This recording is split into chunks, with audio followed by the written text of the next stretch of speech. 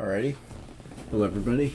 So this is going to be a bit of a departure from the typical tutorial because this is not in Blender, although the rest of the series will be, and that is assuming I get the time and motivation to continue it. So this is in World Creator. This is the World Creator 2022. It's their newest version. It's actually really cool. So I'm going to be showing you guys how to use this to make a landscape like this, or just like any landscape. This will just really be sort of a general tutorial on how to get started, along with my workflow. So we'll see what we end up with at the end of this tutorial. Should be something pretty cool. But yeah. So let's create a new file.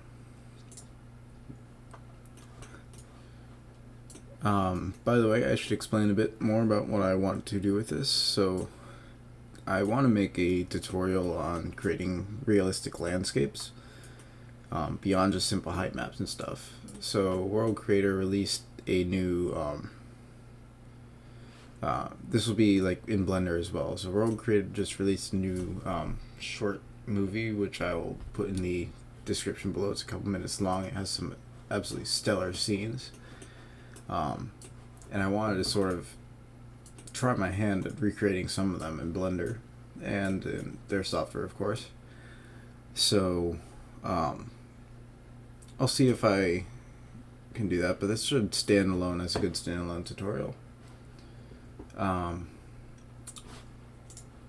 I'm gonna close World Creator and open it back up.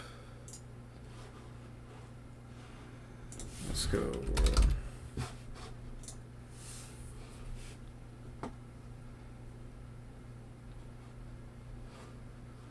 Alright, there we go. So let's create a new one. Yeah, the controls were just getting a little bit choppy, so I decided to start a new one. So I have a pretty beefy PC, so I'm going to start at 1/4 meter because I know I can run that pretty much real time. But let's get started. So the filters. So this isn't going to be particularly advanced, so I'm going to be covering a lot of the basics here. And I am not a professional terrain artist, so I am not as knowledgeable about the software as other people are.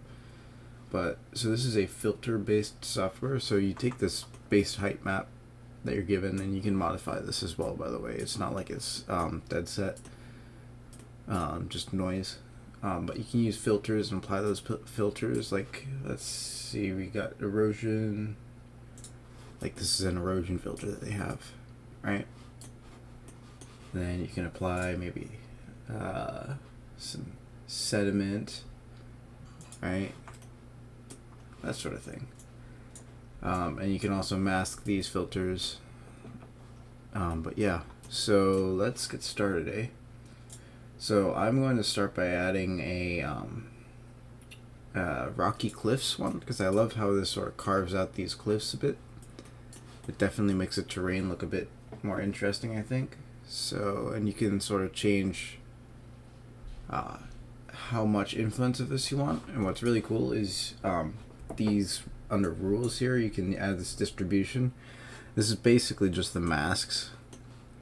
So if I wanted to say we only want this on a certain slope, I can use this slope thing, and it's pretty intuitive from there. Only a certain roughness, like that sort of thing, right? Right here, I think I might want to do this angle 3D. And you can use all this vertical angle sort of. Actually, no, I don't want to use angle 3D. I think angle 2D. Or just angle. And this basically allows you to mask it on a certain angle. So maybe I only want it appearing on there, right? On the left side. Right? Just pretty interesting. It's a good way to mask. I'm going to leave this alone for now because I like how this looks. So let's add in a simulation, or actually not simulation, sorry, erosion. I'm going to do these rigid flows. So basically my sort of philosophy when it comes to this sort of thing is actually, let me get rid of that. Because I just wasn't obeying it. So I like to sculpt the base shape and then apply the erosion filters and stuff after that. So you see, this is why I'm using rocky cliffs first, because that allows me to control sort of the shape that the erosion's operating on. So let's add in, under this dry, there's canyon, no, not canyon, rocky wide. That one looks pretty good. Oh, I think I like that one better. So you can see the difference before and after, right? This is before, this is after. Now it changed the base shape a little bit, but you can see the sort of micro scale details, these microscopic details that it changed. You get these sort of patterns which look really cool. So I'm going to add in a filter, and now I'm going to start with the erosion, I think. And we can see sort of how this looks, right? I think what I'm going to be doing here, let's see. So I'm going to change up the iterations a bit.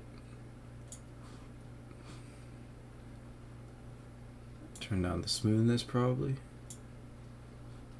Turn up some overflow. Maybe turn up this length factor a bit. Turn down smoothness.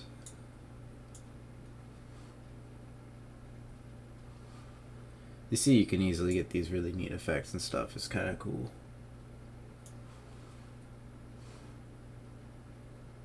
It depends on how smooth you want it. I'm going to add a little bit of smoothness and maybe a bit of evaporation as well. And just turn viscosity down. And then the magic here is I'm going to add this distribution, go into angle.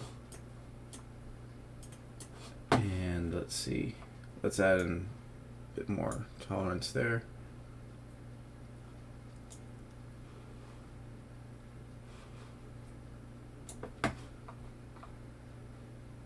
Let's turn this down, turn this up.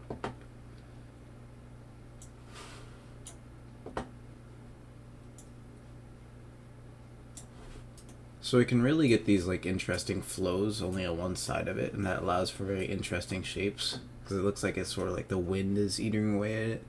Now there is a wind filter in here, but I like to do this better. You can see just how lovely these sort of shapes look, and how you get those sort of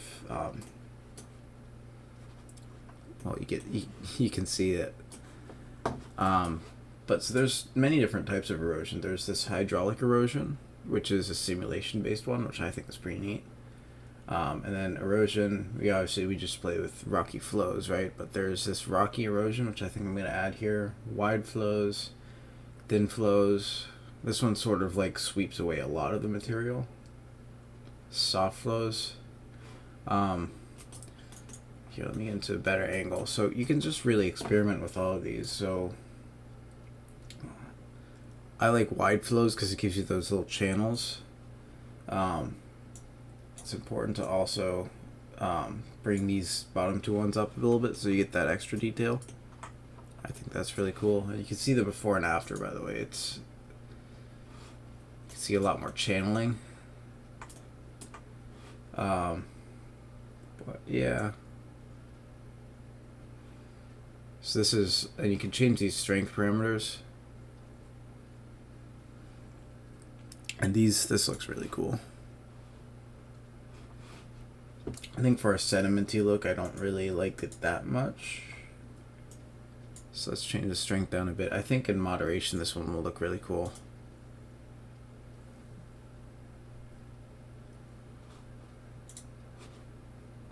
But definitely this soft flows one I think would look really neat. You can enable and disable these, by the way, if you want, if you like. And we're trying to make this sort of sedimenty, eroded mountain, but we haven't even added any sediment, so it's definitely important to experiment with these. So this tailless one, this was, by the way, this was also in the, most of these came sort of directly from the old program, World Creator 2. I really like what they did with this one back there, although I think this one needs a bit more work because it's not very, it's hard to operate properly. This mud one, I think I might experiment with, and you can change sort of the length of this, like the size of that, by changing that. You can see sort of how that works.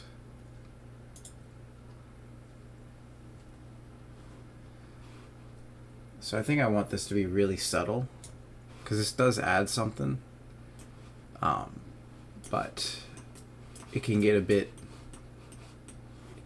much if you do too much.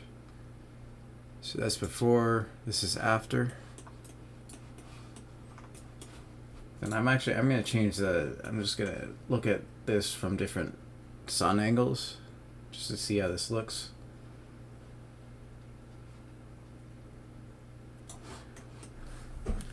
You can see this natural sort of terracing effect. I mean, it's not really a terrace for a whole lot, but it does sort of look like one. That does give you some pretty cool striations in your texturing.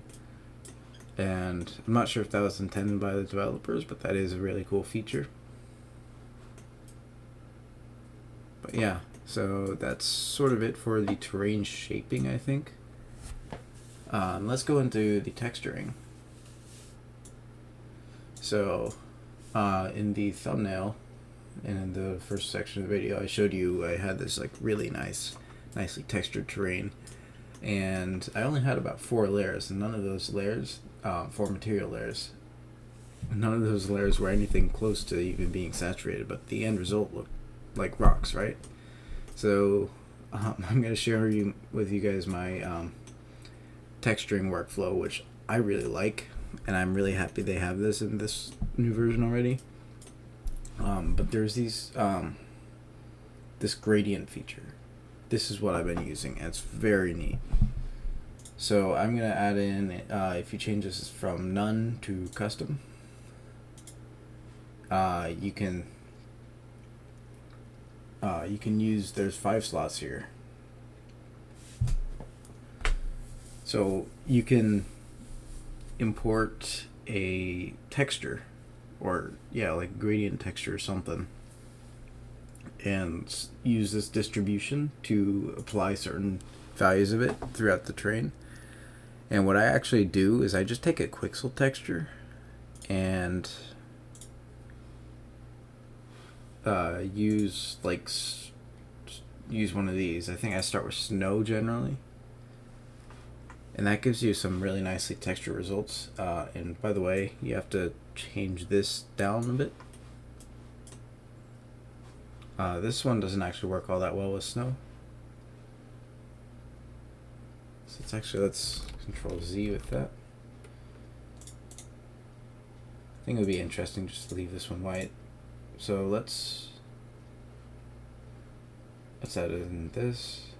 I'm going to import. Actually, let's see. I want to do this. You can kind of just experiment with different textures. Let's see. This rock mossy one I think works really well with this. That's really cool. You can see how it overlays it sort of like snow. This needs a bit of revamping, I think, for it to really look like snow, but it's really neat how that works. So let's change this to none. I like to do these one at a time.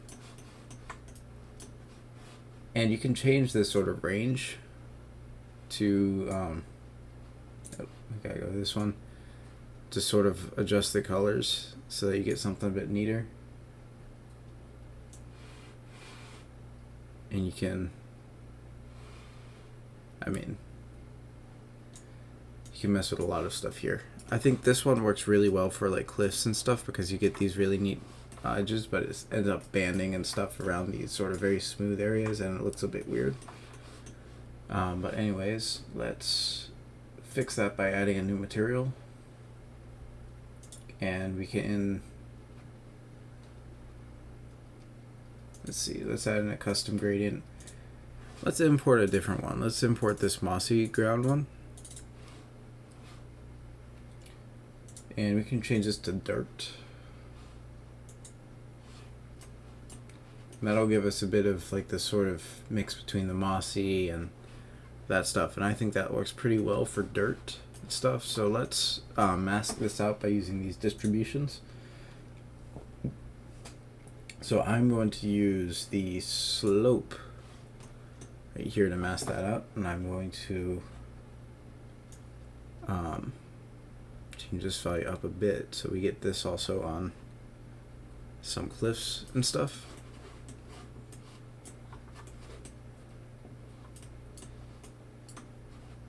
It's actually a bit much. Let's turn it down. And let's add in another material, and let's make this one, we aren't going to use a gradient, we're just going to use color.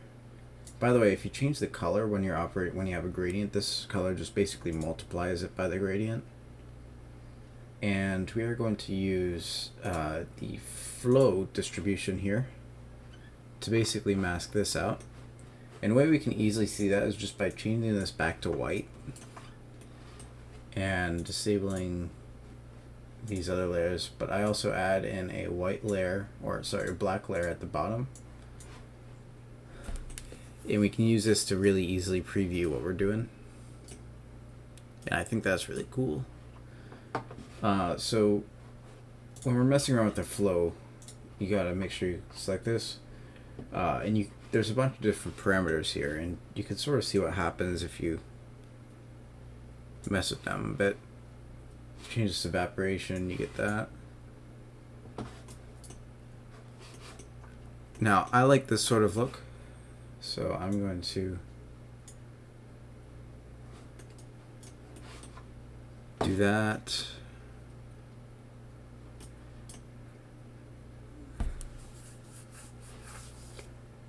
Change the evaporation to be a little bit less, and the softness also to be a bit less. Maybe we don't want that. Maybe we want less dampening. It really just takes a bit of playing with to get used to.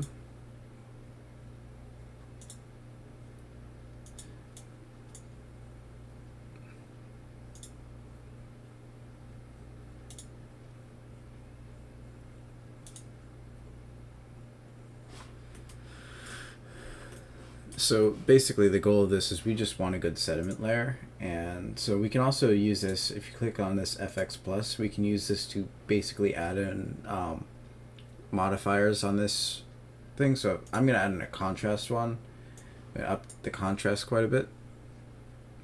That's basically just going to accentuate the highlights and the lowlights. And let's preview our other layers here. Let's change this to something that's a bit more innocuous than white.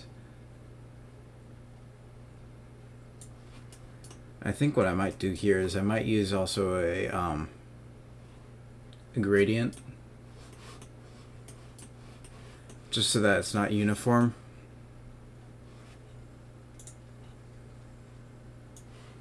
I think I want a little bit more of this. See what we can get. That's a bit much.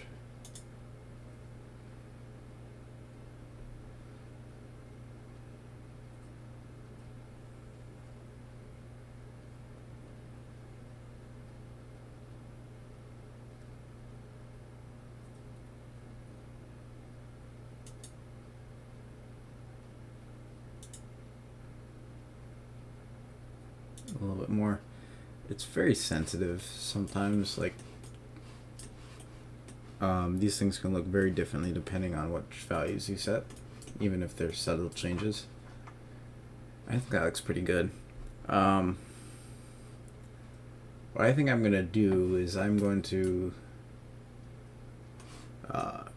let's see, what do I want to do?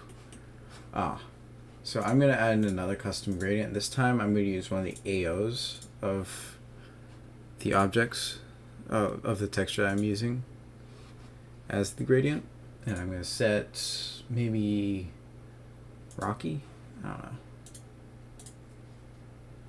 Let's first, and by the way, let's get rid of this so you can see sort of what this looks like.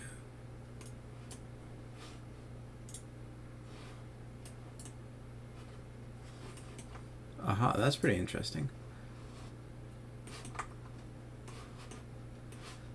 Okay.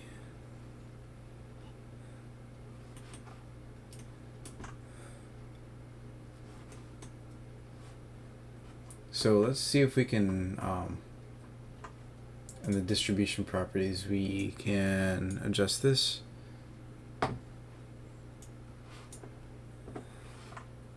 That gives us these very interesting patterns. And as before, if we just did none, we would have gotten that plain flat thing. But if we do rocky, we can see we can get something different. By the way, it does reset this to defaults, by the way, after, so might have to change that. Let's add in these back in.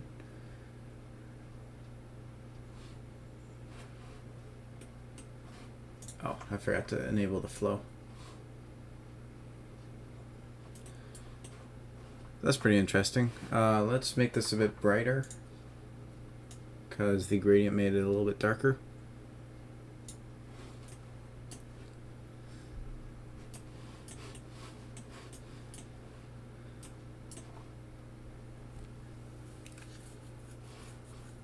And that is pretty neat.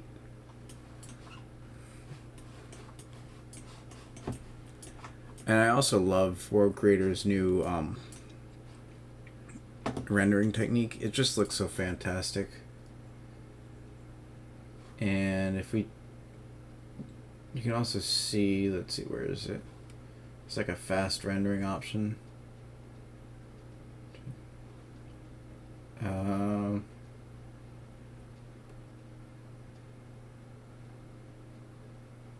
Yeah, fast render.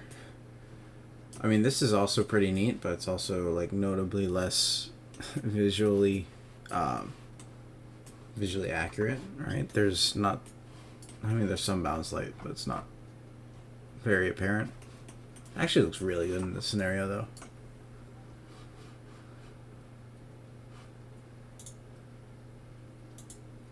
Makes it look a bit more detailed than the other one, which is actually really neat. Anyways, so let's export this so we can use this up here, and we need to create export presets for height maps and color maps. So I'm going to add in this export elements, and then I'm going to change this to EXR, and we can turn auto normalization on or off. I'm going to keep it on.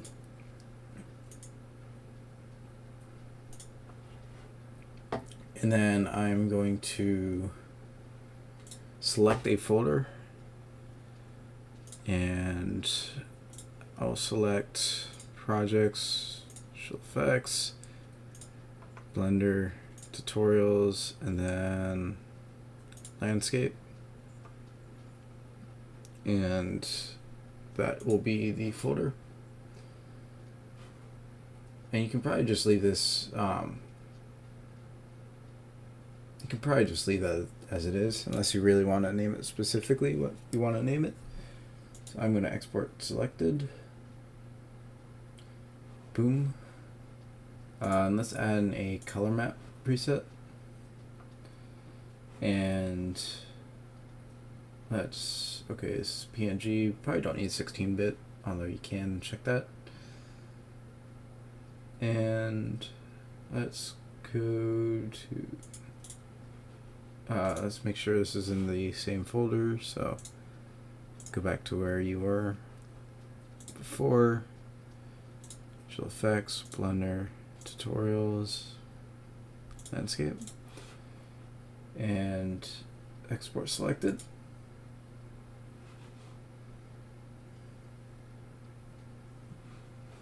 Sweet. And there we go. So let's quickly move this into Blender. just so you guys can see sort of how it looks. So let's subdivide this tab W, subdivide a couple times. Get rid of the outside vertices. And then add in a displacement modifier, new texture, open up the texture we just made.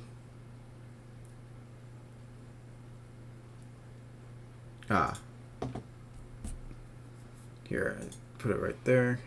There we go. There's the height map. So add in a couple more subdivisions. Set to simple. Just get it to a place where you're happy, and change the strength down to like a quarter what it is.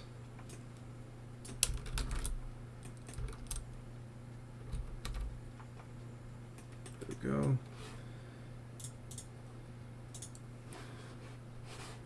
Okay, we can go up a couple more.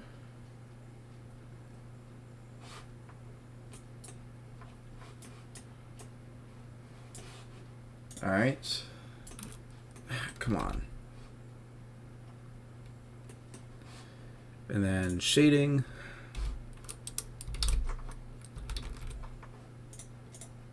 Change the material. Add in the color map.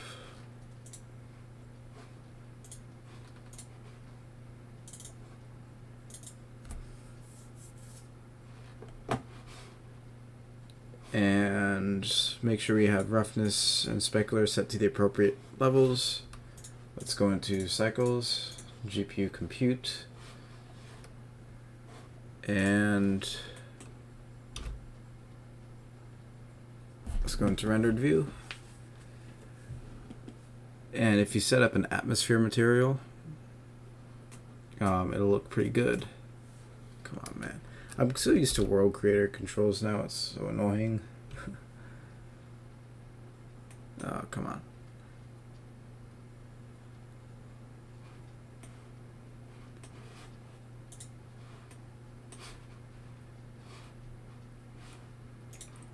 Sunlight.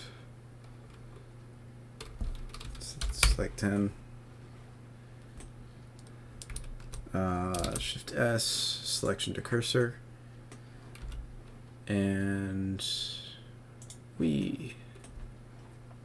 that's sort of how it looks in Blender. We're going to be doing some more stuff if I make some more tutorials on basically how to get landscapes like this looking pretty sweet in Blender, beyond just height maps with textures on them, because like landscapes are very complicated and deserve a bit better treatment. But for now, this looks pretty good, eh? Alright, I'm going to sign off, guys. I'll see you guys later.